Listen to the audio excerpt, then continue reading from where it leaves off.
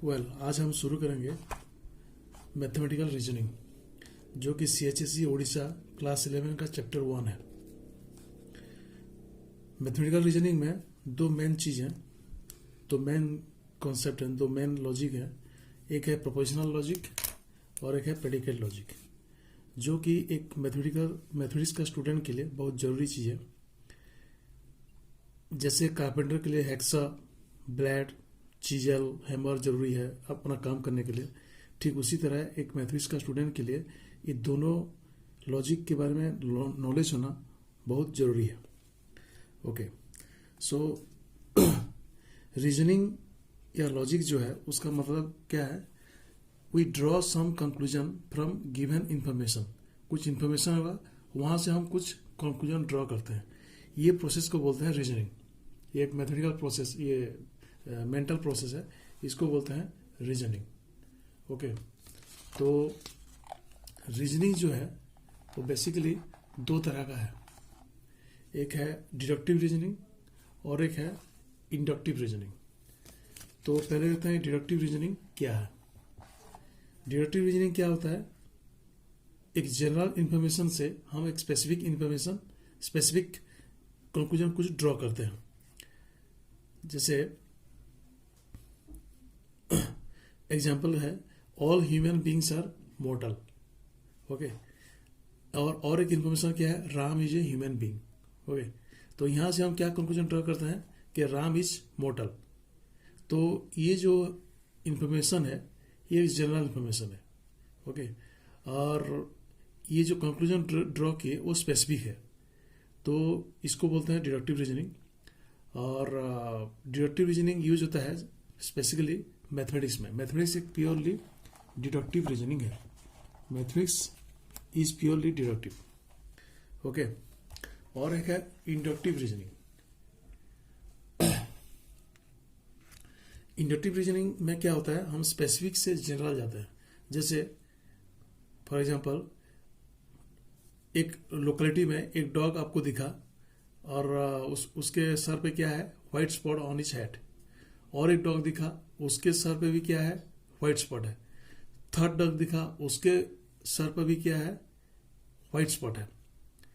तो ये सब क्या है? स्पेसिफिक इंफॉर्मेशन है। ये सब इंफॉर्मेशन से आप एक कंक्लूजन ड्रॉ करते हैं। क्या बोलते हैं? All dogs have white spot on their head. Okay, ये जो है ये एक जनरल इंफॉर्मेशन है, जनरल कंक्लूजन है। और ये जो है स्पेसिफिक इंफॉर्मेशन। तो ये स्पेसिफिक इंफॉर्मेशन से हम एक जनरल कंक्लूजन ड्रॉ किए। तो इंडक्टिव रीजनिंग में स्पेसिफिक टू जनरल जाते हैं। तो ये जो इंडक्टिव रीजनिंग है, इंडक्टिव रीजनिंग साइंस में यूज होता है। Science is purely inductive. Okay, तो कोई भी रीजनिंग हो, डिडक्टिव हो या इंडक्टिव हो, उसमें क्या होता है? इंफॉर्मेशन एक रहता है, इंफॉर्मेशन से हम कंक्लूजन ड्रॉ करते हैं। तो इंफॉर्मेशन क्या हो गया? एक सेट ऑफ सेंटेंसेस हो गया। ओके, और कंक्लूजन भी क्या है? एक सिंगल सेंटेंस होगा या सेट ऑफ सेंटेंसेस होगा। ओके, तो हम जानते हैं कि इंग्लिश लैंग्वेज में 4 तरह का सेंटेंस होता है। जैसे एक है, पहला है स्टेटमेंट और डिक्लेरेटिव सेंटेंस, और एक है इंपेरेटिव सेंटेंस जिसमें ऑर्डर, कमांड ये सब दिया जाता है, और एक है इंटरोगेटिव जिसमें क्वेश्चन सेंटेंस जिसमें रहते हैं, और एक है एक्सक्लेमेटरी जिसमें एक्सक्लेमेशन रहते हैं। ओके, तो ये जो सेंटेंस सब है रीजनिंग में, जो सब सेंटेंस रहते हैं वो कैसे रहते हैं? Only and only declarative sentence रहते हैं। ये रीजनिंग में इंपेरेटिव सेंटेंस के लिए कोई जगह नहीं है, ना इंटरोगेटिव सेंटेंस के लिए है, ना एक्सक्लेमेटरी सेंटेंस के लिए है। ओके, तो अभी हम मैथमेटिकल रीजनिंग के ऊपर फोकस करेंगे। तो मैथमेटिकल रीजनिंग में जो सेंटेंस एलिजिबल है यूज होने के लिए, उनको बोलते हैं हम proposition or mathematically acceptable statement. Mathematically acceptable statement बोलते हैं। ओके, तो अभी हम देखेंगे कि प्रोपोजिशन या जो मैथमेटिकली एक्सेप्टेबल स्टेटमेंट है उसका डेफिनेशन क्या है। Okay, a proposition or mathematically acceptable statement is a declarative sentence which is either true or false but not both. Okay, अब ये डेफिनेशन में क्या है, एक टर्म है डिक्लेरेटिव सेंटेंस। मतलब ये क्या बोल रहा है, प्रोपोजिशन जो है एक डिक्लेरेटिव सेंटेंस है, और डिक्लेरेटिव सेंटेंस कैसे होता है, वो आइदर ट्रू होता है या फॉल्स होता है, बट दोनों कभी नहीं होता है। तो अभी डिक्लेरेटिव सेंटेंस का मतलब क्या है, थोड़ा देर अभी उसका डेफिनेशन देखते हैं। A sentence is said to be a declarative sentence if what the sentence means can be seen to happen or not happen for sure in the real world around us। okay? इसका मतलब क्या है, कोई एक sentence बोला गया और sentence जो मीन कर रहा है, अगर हम उसको रियल वर्ल्ड में देख पाते हैं और बोल सकते हैं कि ये हो रहा है और नहीं हो रहा है for sure, then that can be treated as a declarative sentence. Okay, declarative sentence क्या होता है, ट्रू फॉर एवर होता है या फिर फॉल्स फॉर एवर होता है। ऐसा नहीं होता है कि अभी ट्रू है फिर कुछ टाइम के बाद फॉल्स हो गया, फिर कुछ टाइम के बाद ट्रू हो गया, ऐसा नहीं होता है। ओके, तो अभी हम देखेंगे, तो अभी जो प्रोपोजिशन के बारे में जो स्टडी कर रहे हैं उसको बोलते हैं प्रोपोजिशनल लॉजिक और स्टेटमेंट लॉजिक और प्रोपोजिशनल कैलकुलस बोलते हैं उसके। तो प्रोपोजिशनल लॉजिक जो है एक फॉर्मल लैंग्वेज है, जैसे इंग्लिश एक नेचुरल लैंग्वेज है, प्रोपोजिशनल लॉजिक एक फॉर्मल लैंग्वेज है। प्रोपोजिशनल लॉजिक में क्या करते हैं, प्रोपोजिशनल लॉजिक किसके बारे में स्टडी करता है, प्रोपोजिशन के बारे में। जैसे प्रोपोजिशन एक सेंटेंस है, वो एक सेंटेंस के बारे में स्टडी करता है और उसका जो इंटरनल स्ट्रक्चर है उसके बारे में वो स्टडी नहीं करता है। ओके, तो प्रोपोजिशनल लॉजिक में एलिमेंट्री पार्ट क्या है, एक प्रोपोजिशन है। It does not study the internal structure of A proposition. Okay,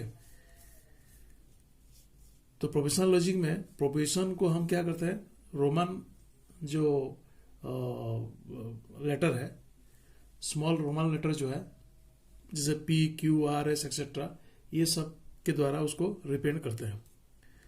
और ट्रूथ वैल्यू क्या है, प्रोपोजिशनल लॉजिक में हर प्रोपोजिशन आइदर ट्रू होता है या फॉल्स होता है। अगर वो ट्रू है तो उसका ट्रूथ वैल्यू क्या है, ट्रू। अगर वो फॉल्स है तो उसका ट्रूथ वैल्यू क्या है, फॉल्स। ओके, अभी हम देखेंगे नेचुरल लैंग्वेज जो कि इंग्लिश है, वहां से कुछ सेंटेंस लेंगे और देखेंगे कि वो एक प्रोपोजिशन है, I mean mathematically acceptable statement है या नहीं है। ओके, जैसे हम एक सेंटेंस लिए, Delhi is capital of India, तो ये एक प्रोपोजिशन या मैथमेटिकली एक्सेप्टेबल स्टेटमेंट है या नहीं। ओके, ये इसको प्रोपोजिशन होने के लिए क्या होना पड़ेगा, इसको एक डिक्लेरेटिव सेंटेंस होना पड़ेगा। डिक्लेरेटिव सेंटेंस का मतलब क्या है, ये जो मीन कर रहा है वो रियल वर्ल्ड में हैपन होना चाहिए, अकर होना चाहिए, या फिर अकर नहीं होना चाहिए, नहीं, ये हम फॉर श्योर बोल सकते हैं, तभी जाके ये एक डिक्लेरेटिव सेंटेंस होगा। तो Delhi is a capital of India जो है, हम बोल सकते हैं फॉर श्योर के ये हाँ ये सच है बोल के, तो ये एक डिक्लेरेटिव सेंटेंस है। मतलब ये, और क्या है, ये ट्रू फॉर एवर है, तो ये क्या हो जाएगा, एक प्रोपोजिशन हो जाएगा। तो प्रोपोजिशनल लॉजिक में इसको हम कैसे लिखेंगे, एक सिंबल से रिप्रेजेंट करेंगे इस सेंटेंस को। ये अगर प्रोपोजिशन है तो एक सिंबल से रिप्रेजेंट करेगा, उसके लिए क्या सिंबल दिया, P, और इसका ट्रूथ वैल्यू क्या है, T। ओके, सेकंड एग्जांपल लेते हैं, नेचुरल लैंग्वेज जो है इंग्लिश, वहां से एक सेंटेंस और लेते हैं, the earth moves around the sun. ये भी एक डिक्लेरेटिव सेंटेंस है और ट्रू फॉर एवर है। ओके, तो प्रोपोजिशनल लॉजिक में इसको कैसे लिखेंगे, जैसे एक लेटर लिए Q और इसका ट्रूथ वैल्यू क्या है, T, ट्रू। और एक सेंटेंस लेंगे, ए ट्रायंगल हैज 3 एंगल्स। ये भी एक डिक्लेरेटिव सेंटेंस है। मतलब कोई भी ये सेंटेंस को पढ़ने के बाद वो रियल वर्ल्ड में इसको देख सकता है होते हुए, तो it is true for ever. तो इसको हम क्या प्रोफेशनोलॉजी में कैसे लेंगे, एक स्मॉल रोमन लेटर में उसको रिप्रेजेंट करेंगे। उसका ट्रूथ वैल्यू क्या है, ट्रू, जो हम टी के द्वारा उसको रिप्रेजेंट करेंगे। 2 is greater than 5, 2 is greater than 5, ये भी एक डिक्लेरेटिव सेंटेंस है, ये ट्रू फॉर एवर है। इसके लिए हम जैसे लिख सकते हैं PQRS, और इसका ट्रूथ वैल्यू क्या है, true.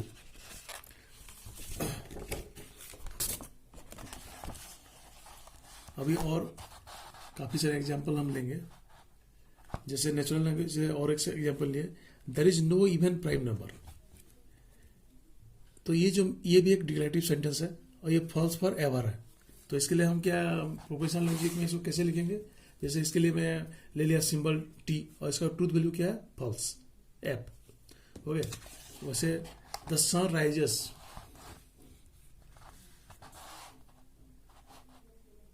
The sun rises in the east every morning. Okay, तो ये भी एक डिक्लेरेटिव सेंटेंस है और ट्रू फॉर एवर है। तो इसके लिए इसको प्रोपोजिशनल लॉजिक में हम इस तरह से रिप्रेजेंट करेंगे, एस और ट्रूथ वैल्यू टी। और एक एग्जांपल लेते हैं, make hay while the sun shines. Okay, ये एक डिक्लेरेटिव सेंटेंस नहीं है, ये जो मीन कर रहा है इसको हम रियल वर्ल्ड में होते हुए नहीं देख पाते हैं। ये एक्चुअली क्या है, एक सब्जेक्टिव सेंटेंस है, मतलब जो बोल रहा है उसी के दिमाग में ये है, ये एक एडवाइस है, और जो बोल रहा है उसी के दिमाग में है, ये एक सब्जेक्टिव थिंग है, इसलिए ये डिक्लेरेटिव सेंटेंस नहीं है, तो ये एक प्रोपोजिशन नहीं है, इसलिए प्रोपोजिशनल लॉजिक में इसके लिए कोई जगह नहीं है। ओके, ना इसका कुछ ट्रूथ वैल्यू है। ओके, और एक एग्जांपल लेते हैं, मतलब क्या है, advice is not a proposition. और एक एग्जांपल लेते हैं, वेयर आर यू गोइंग, ये भी एक डिक्लेरेटिव सेंटेंस नहीं है। ओके, ये एक सब्जेक्टिव सेंटेंस है, मतलब जो बोल रहा है उसी के दिमाग में है, ये रियल वर्ल्ड में आप इसको देख नहीं पाओगे, तो ये ना ट्रू है ना फॉल्स है। ओके, तो ये एक प्रोपोजिशन नहीं है। तो प्रोपोजिशनल लॉजिक में इस तरह का सेंटेंस का कोई जगह नहीं है, मतलब question is not a proposition. Okay, next one is may God grant you long life, ये भी डिक्लेरेटिव सेंटेंस नहीं है, ये एक सब्जेक्टिव सेंटेंस है, तो which is not a proposition, इसका भी प्रोपोजिशनल लॉजिक में कोई जगह नहीं है। ओके, तो which is not a proposition. Next देखेंगे, how beautiful is that flower,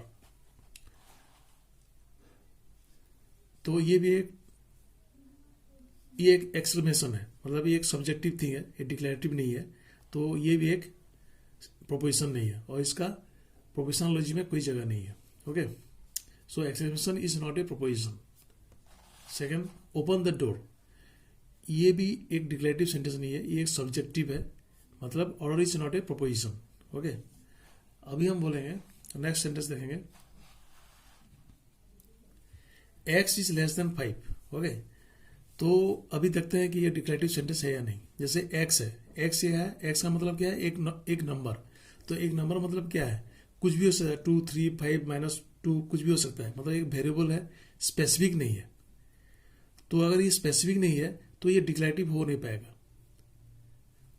तो ये भी प्रोपोजिशन नहीं है। मतलब कोई भी सेंटेंस में अगर कुछ वेरिएबल होगा तो सेंटेंस को हम प्रोपोजिशन नहीं बोल पाएंगे।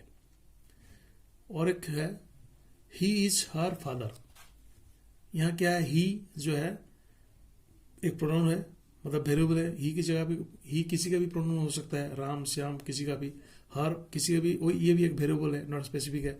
तो यहाँ 2 वेरिएबल है, मतलब ये जो सेंटेंस है ये डिक्लेरेटिव नहीं है, मतलब it is not a proposition. मतलब जहाँ भी प्रोनाउन होगा, कोई भी सेंटेंस में प्रोनाउन होगा तो वो एक प्रोपोजिशन नहीं होगा। नेक्स्ट एग्जांपल देखेंगे, Ram went to Bombay yesterday.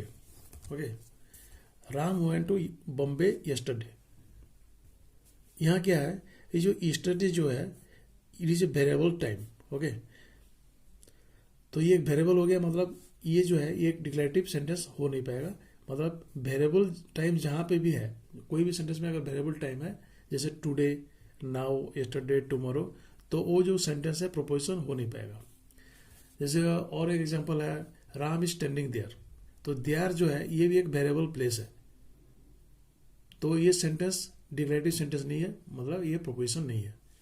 और एक है मतलब वेरिएबल प्लेस, जैसे है हियर, देयर, एवरीवेयर, ये सब वर्ड जिसमें ये सब वेरिएबल जो भी सेंटेंस में रहेगा, that can not be A proposition.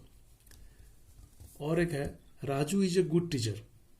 Okay, यहाँ क्या है, गुड जो है एक डिफाइंड टर्म नहीं है,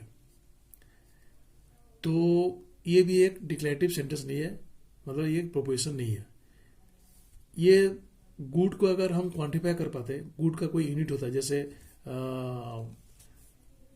जैसे Raju is 45 kg in weight, तो इसका वेट जो है उसके लिए हम क्या है, केजी एक यूनिट निकाले हैं और उसको क्वांटिफाई किया है, तो एक डिक्लेरेटिव सेंटेंस हो रहा है। ठीक उसी तरह गुड का कोई क्वांटिफिकेशन हो पाता तो ये भी डेफिनेट हो जाता और ये एक डिक्लेरेटिव सेंटेंस होता, एक प्रोपोजिशन हो जाता। मतलब कोई भी सेंटेंस में अगर कोई एडजेक्टिव है या अनडिफाइंड वर्ड्स है तो वो प्रोपोजिशन हो नहीं पाएगा। ओके, तो नेक्स्ट वीडियो हम देखेंगे कि प्रोपोजिशनल लॉजिक में कैसे दो या दो से ज़्यादा प्रोपोजिशन डिफरेंट कनेक्टिव से कनेक्ट होते हैं, कनेक्ट होने के बाद वो एक कंपाउंड स्टेटमेंट बनते हैं, फिर उनका ट्रूथ वैल्यू कैसे निकालते हैं वो हम स्टडी करेंगे नेक्स्ट वीडियो में। Okay, thank you.